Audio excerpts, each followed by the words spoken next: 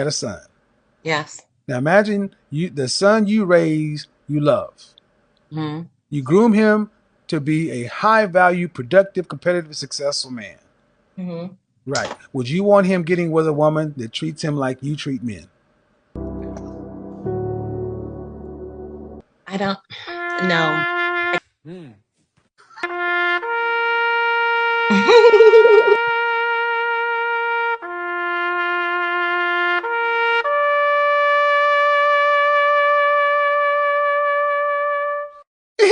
40, it's time to put that shit at the outlet. The defensive laugh always tells the truth.